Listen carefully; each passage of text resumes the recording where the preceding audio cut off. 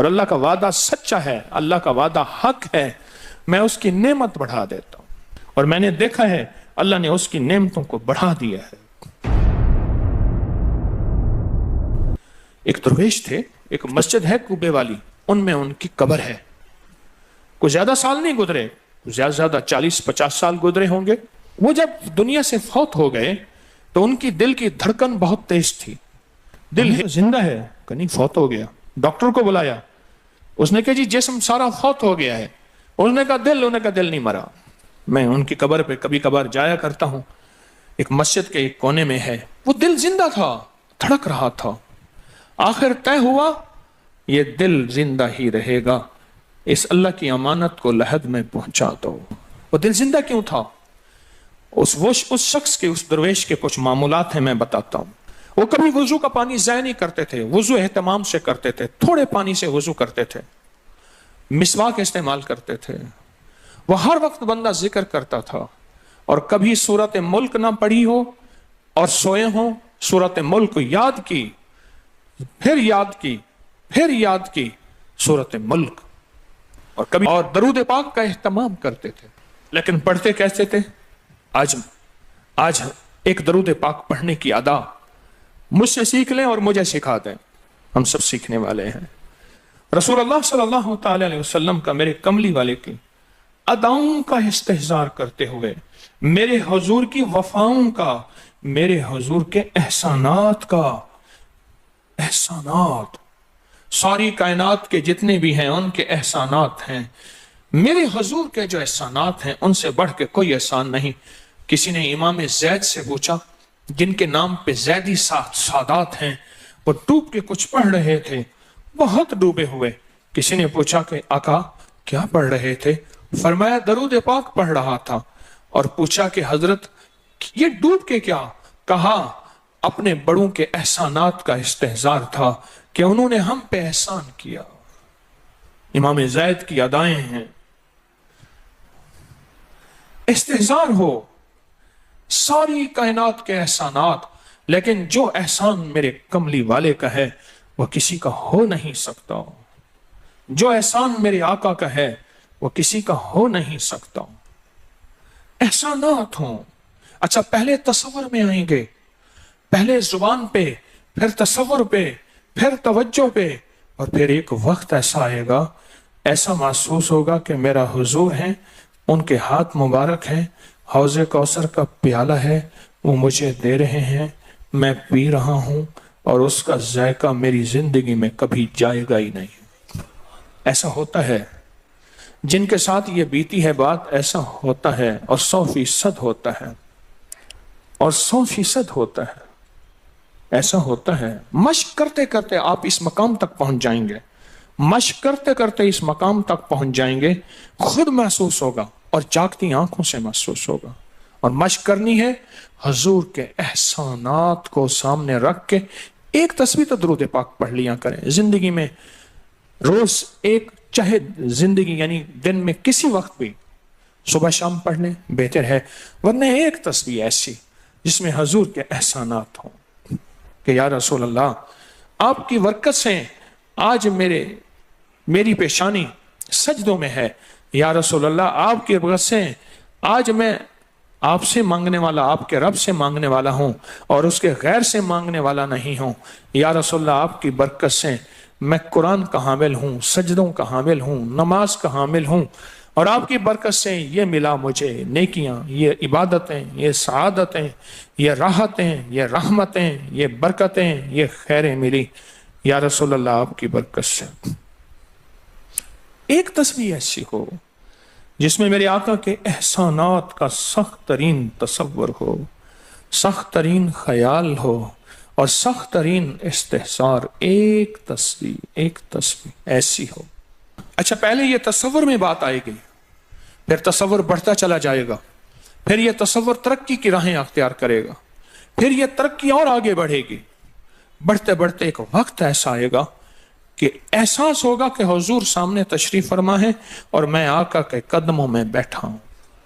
آنکھوں سے، جاگتی آنکھوں سے جلوے نظر آئیں گے، جاگتی آنکھوں سے نقشے نظر آئیں گے، جاگتی آنکھوں سے دیدار مصطفیٰ نصیب ہو۔ कई दरवेश थे, कईयों ने कहा हमारे लाहौर में शादरा है, वहां एक साहब थे, किसी दरवेश के पास गए, उसने कहा जी मुझे हजूर का दीदार करा दे। फरमाया आंखें बंद कर।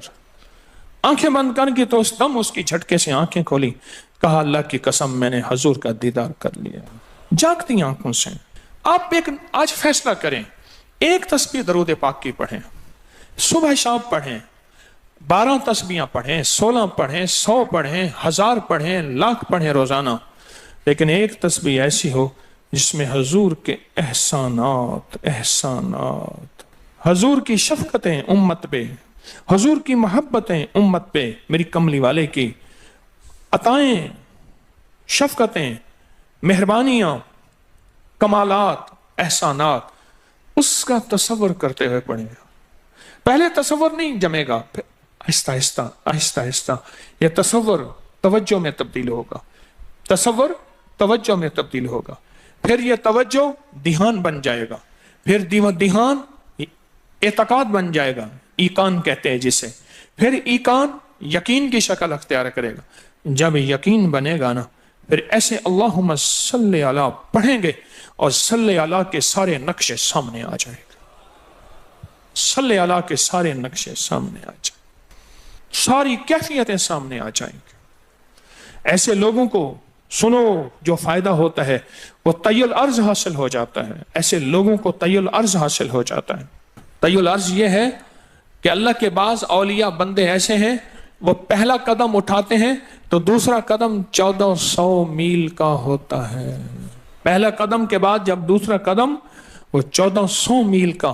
तय्युल अर्ज की आज मैंने आपको बुनियाद बता दी, वो मेरे आका की मोहब्बतें और मेरे आका के एहसानात और मेरे कमली वाले के एहसानात का तसव्वुर करके इस्तेहज़ार कल्बी, इस्तेहज़ार लिसानी, ये पढ़ के दरूद पाक पढ़ें, जुबान से दरूद पाक पढ़ें, कबूल, बेदिहानी से पढ़ें, कबूल। दरूद है ही ऐसी इबादत, बेतवज्जी से पढ़ें, कबूल। मसरूफ जिंदगी में पढ़ें, कबूल। वजू पढ़ें, कबूल। बेवजू पढ़ें, कबूल। पर एक तस्बीह कोई ऐसी भी पढ़ के देख लें जो मेरी आखिरत का सामान बन जाए, और दुनिया में मरने से पहले अल्लाह मेरे दिल की आंखें खोल दे। चेहरे की तो खुली हैं, अल्लाह दिल की खोल दे। हाँ, दिल की आंखें जिसकी खुल जाती हैं वो जिंदगी में कामयाब, दुनिया में कामयाब, इज्जतों के ताज, शान और शौकत के ताज, जिसकी दिल की आंखें खुल जाती हैं। वो नामुराद भी है ना तो बामुराद हो जाता है। और जो बंदा हजूर के एहसानात के साथ एक तस्बीह दरूद पाक की पढ़ेगा वो नामुराद से बामुराद होगा। और बामुराद कैसे होगा, जरा गौर से सुने। बामुराद कैसे होगा, जरा गौर से सुने। बामुराद ऐसे होगा, बामुराद ऐसे होगा कि अल्लाह पाक अगर उसकी पेशानी पे बदबख्ती, शकावत, जिल्लत, लानत लिखी है, अल्लाह दरूद पाक इस्तेहज़ार से पढ़ने की बरकत से उसकी पेशानी पे रहमत, अता और शफकत, मेहरबानी, मोहब्बत और करम लिख देता है। एक तस्बीह ऐसी पढ़ लें जिस एक तस्बीह पे इस्तेहज़ार हो, दिल की कैफियतें, दिल की गहराइयां हो, जिसे एक तस्बीह पे। उस एक तस्बीह के बाद फिर आप अपने वजूद को देखें। एक फायदा और होगा, जो जिन्होंने ये अमल किया उन्होंने बताया। एक फायदा और होगा, वो फायदा ये होगा कि जिस्म हवाओं में तहलील हो जाएगा। ये वजूद खत्म हो जाएगा, ये जो मौजूदा वजूद है। देखें, आप जो ख्वाब देखते हैं ना, वो भी आपका वजूद होता है, वो रूह की दुनिया का वजूद होता है। ये तन और मन की दुनिया का वजूद है। इस वजूद को फना है, रूह की दुनिया के वजूद को फना नहीं है, बका है। फिर आपको रूह की दुनिया का वजूद मिलेगा, और रूह की दुनिया का वजूद फिर कायनात की सैर करेगा और कायनात के जलवे देखेगा, कायनात के मज़ाहिर और मंजर देखेगा। फिर आप जुबान पे नहीं ला सकेंगे कि लोगों के बर्तन छोटे हैं। और फरमाया फिर ये शख्स अपने आप को छुपाएगा ऐसे जैसे कोई नापाक कपड़े को छुपाता है, अपने ऐबों को जो छुपाता है, ऐसे अपनी इस विलायत को छुपाएगा। एक तस्बीह से इब्तदा होती है, एक तस्बीह से। मेरे शेख रहमतुल्लाह अलैह ने मुझे 1984 में बैत फरमाया और इस एक तस्बीह के पढ़ने की तरतीब फरमाई। اللہ کرے مجھے بھی مل جائے. مشق کریں، محنت کریں، ایک تسبیح ایسی مل جائے درود پاک کی جو میرے وجود کے اندر کے سارے نظام کو دھو دے، میرے من کو، میرے تن کو دھو دے، میرے جذبوں کو دھو دے، میری آنکھوں کو، میرے کانوں کو دھو دے، میرے ہاتھ پاؤں کو دھو دے، میری ناپاک تنہائیوں کو دھو دے، اور ایسا دھو دے کہ جب اللہ کے حضور حاضر ہوں، جیسے میرا کفن سفید ہو ایسے میرا دل بھی سفید ہو، سیاہ نہ ہو. یہ ایک تسبیح میری زندگی میں، ایک تسبیح ایسی ہو. میرے حضور کا احسان کر، آپ کے احسانات. اللہم صلی علی محمد و آل محمد، اللہم صلی علی محمد کما تحب و ترضی لہ، اللہم صلی علی محمد بعدد کل دائن و دوائن وبارک وسلم. کوئی بھی درود، مسنون درود ہے، اسے پڑھیں، ایک تسبیح پڑھیں، پر پڑھیں ایسے. اور میں یہ نہیں کہتا کہ صرف ایک ہی پڑھیں، یہ میں ابتدا بتا رہا ہوں، یہ ابتدا بتا رہا ہوں. اگر اس ابتدا میں ایک تسبیح ایسی پڑھنی شروع کر دیں، زندگی کمال، حیرت انگیز کمال. ٹینشن کا علاج آخری درجے کا، ذہنی دباؤ تناؤ کا علاج، ہائی بلڈ پریشر کا علاج، لا علاج بیماریوں کا علاج، الجھی ہوئی زندگی کا علاج، ناممکن مسائل کا علاج اور پریشانیوں کا علاج، دکھوں کا علاج، مسئلوں اور مشکلوں کا علاج، ایک تسبیح دھیان سے پڑھی ہوئی. پھر ایک تسبیح کریں گے کیا؟ یہ فرشتوں کو ہدیہ کریں کہ میرے آقا کی بارگاہ میں پہنچائیں. نیک زمزم کی روحیں ان کو ہدیہ کریں، میرے آقا کی بارگاہ میں پہنچائیں. اور اللہ کے نیک ولیوں کو، صالحین کو ہدیہ کریں، اور نیک جنات کو ہدیہ کریں. ہاں، یہ ایک تسبیح ہدیہ کریں. فرمایا کتابوں میں ہے، جتنی بھی نیک روحیں ہیں اس دنیا میں، کائنات میں، جہاں بھی وہ بندہ فوت ہوتا ہے، ہر نیک روح، جنتی روح زمزم کے کنویں میں اس کا قیام ہے، اس کا مسکن، اس کا قیام زمزم کے کنویں میں ہے. اور جتنی بھی بدکار روحیں ہیں وہ دنیا میں جہاں بھی مرے، ان کا قیام برہوت ایک کنواں ہے جو یمن میں ہے، اس کنویں میں ان کا قیام ہے. حضرت شیخ الحدیث نے اپنی کتاب میں لکھا رحمت اللہ علیہ نے، فرمایا کہ ایک شخص تھا، امانتیں رکھتا تھا، لوگ امانتیں اس کے پاس رکھتے تھے. ایک شخص امانت رکھ کے اس کے پاس سفر میں گیا، عرصے کے بعد آیا تو وہ فوت ہو گیا تھا. بیٹا امانت دینے سے انکاری تھا، پریشان ہوا، مکہ کے درویشوں کے پاس گیا کہ کیا کروں. فرمایا رات کے آخری پہر میں زمزم کے کنویں پہ جا اور آواز دے اس شخص کو جو امانتیں رکھتا تھا. تجھے پہلی آواز میں جواب دے گا اور تجھے بتائے گا کہ تیری امانت کہاں ہے. رات کے آخری پہر میں گیا، سلام کیا، اس شخص کو آواز دی، آواز نہ آئی، پھر آواز دی، جواب نہ آیا، پھر 3 بار، آخر واپس آیا. صبح درویشوں کے پاس پھر گیا، کہنے لگے ان للہ و انا الیہ راجعون. لگتا ایسے ہے کہ وہ زمزم کے کنویں کی روح نہیں ہے، لگتا ہے کسی خطا کی وجہ سے کسی پکڑ میں ہے. جاؤ یمن میں برہوت کے کنویں پہ، وہاں جا کے آواز دو. وہ پھر سفر کرتے ہوئے برہوت کے کنویں میں گیا، رات کے آخری پہر میں آواز دی تو پہلی آواز میں جواب ملا، تیری امانت موجود ہے اور وہ تیری امانت فلاں جگہ پڑی ہے، اس کو کھود کے نکال لے. اور پوچھا آپ یہاں کیسے؟ کہا کہ بس کوئی عمل ایسا ہو گیا تھا جس عمل کی وجہ سے میں اس وقت بدکار روحوں کے ساتھ ہوں. جتنے بھی نیک روحیں ہیں پوری کائنات میں، ازل سے لے کر ابد تک، آخری دم تک، آدم سے لے کر آخری دم تک، جتنی بھی نیک روحیں ہیں وہ ساری نیک روحیں، وہ ساری نیک روحیں زمزم میں رہتی ہیں. جو درود پاک پڑھیں، جو نفلی عبادات پڑھیں، جو تسبیحات پڑھیں، جو ذکر کریں، جو ہدیہ صدقہ کریں، وہ کیا کریں؟ سارے فرشتوں کو پہلے ہدیہ کر دیں، فرشتوں کو ہدیہ کر دیں. ان میں وہ فرشتے بھی موجود ہوں گے جو میرے حضور کے روزے پہ جائیں گے. صبح فجر کے بعد فرشتے جاتے ہیں، فرشتے فجر سے لے کر عصر تک فرشتے درود و سلام میرے حضور کے روزے پہ پڑھتے ہیں. پھر ڈیوٹیاں تبدیل ہوتی ہیں، پھر عصر سے لے کر فجر تک اور فرشتے آتے ہیں. اور یہاں تک روایات میں آتا ہے کہ جو آج فرشتوں کی ذمہ داری لگی ہے، خدمت لگی ہے، پھر وہ قیامت تک ان کی خدمت پھر نہیں آئے گی اور وہ پچھتاتے رہیں گے۔ اتنے فرشتے اللہ نے بنائے ہیں، جو بھی درود پاک پڑھیں اور اس کے علاوہ عبادات جتنی بھی کریں، وہ ساری عبادات فرشتوں کو ہدیہ کریں، وہ ساری عبادات نیک روحوں کو ہدیہ کریں جو زمزم کے کنویں میں رہتی ہیں، اور ساری عبادات فرشتوں کو، روحوں کو اور جنات کو ہدیہ کریں، اور ان سے کہیں کہ اللہ سے دعا کریں اللہ میرے یہ کام بنا دے۔ پھر کام بنتے دیکھیں، پھر مسائل حل ہوتے دیکھیں، پھر ناکامیاں ختم ہوتے دیکھیں، پھر حالات کو انشاءاللہ سنورتا دیکھیں، سنورتا دیکھیں، سنورتا دیکھیں۔ بہت میں نے طاقتور وظیفہ، بہت طاقتور عمل اور بہت طاقتور ایک کنجی اور ایک راز دے دیا آپ کو۔ بہت عجب عمل ہے، بہت طاقتور اور بہت حیرت انگیز عمل ہے، جو میرا نہیں، صدیوں سے آزمودہ ہے، صدیوں سے آزمودہ ہے۔ اللہ کے دوست اس کو کرتے چلے آئے ہیں، اور اللہ کے دوستوں کا آزمودہ عمل ہے بہت زیادہ، بہت زیادہ۔ پر ایک تسبیح ایسی ہو جو توجہ سے، جو احسانات کا تصور کر کے، جو میرے کملی والے کے احسانات کا تصور کر کے، تصور کر کے، تصور کر کے، احسانات کا تصور کر کے، کوئی ایک تسبیح ایسی ہو ڈوب کے، یا اللہ دنیا میں ایسی جگہ کوئی کہیں ہوتی، یا اللہ دنیا میں ایسی جگہ کوئی کہیں ہوتی، اکیلے بیٹھے رہتے یاد تیری دل نشیں ہوتی۔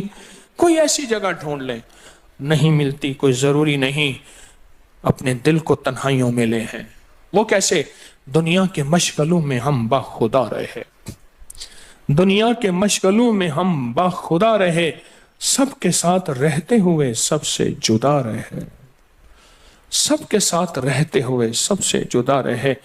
کوئی لمحہ ایسا اپنے آپ کو تنہا کر لیں، کوئی لمحہ ایسا اپنے آپ کو فارغ کر لیں، کوئی لمحہ ایسا اپنے آپ کو تنہائی میں بٹھا کے نا ایک تسبیح درود پاک کی، اور تسبیح نہیں ہے یہ انگلیوں کے نشان تسبیحیں ہیں۔ یہ پھر تسبیح بھی جہاں گواہی دے گی وہاں قیامت کے دن یہ انگلیاں بھی گواہی دیں گی۔ پھر یہ تسبیح ہدیہ کریں، فرشتے ٹوٹ پڑتے ہیں اس درود پاک کے ہدیے پہ۔ کیوں؟ ان کی غذا ہی نور ہے، اور درود نور ہے۔ ان کی غذا ہی نور ہے اور درود نور ہے، ان کی غذا ہی یہی برکت ہے اور درود برکت ہے، ان کی غذا ہی خوشبو ہے اور درود خوشبو ہے، ان کی غذا بھی یہی ہے۔ ایک تسبیح ایسی ہو جس پہ آپ دیوانے ہو جائیں۔ یہاں تک کہ بعض مشاہدات میں یہاں تک کہتے ہیں، دیکھنے والے اہل نظر کہتے ہیں کہ ایک تسبیح جو دھیان والی پڑھی اور فرشتوں کو مسلسل ہدیہ کیا، روحوں کو ہدیہ کیا اور جنات کو ہدیہ کیا، تو کچھ ہی عرصے میں فرشتے جاگتی آنکھوں سے نظر آنا شروع ہو جاتے ہیں، اور روحیں خواب میں آ کے شکریہ ادا کرتی ہیں، اور جنات جاگتی آنکھوں سے، جنات دیکھیں اللہ نے جنات کو اوجھل کر دیا، پردے دے دیے، روحوں کے سامنے پردے دے دیے، فرشتوں کے سامنے پردے دے دیے۔ فرشتے ہیں، میری آنکھ نہیں دیکھ سکتی، ارواح کا نظام، روحوں کا نظام ہے، میری آنکھ نہیں دیکھ سکتی، جنات کا نظام ہے، میری آنکھ نہیں دیکھ سکتی۔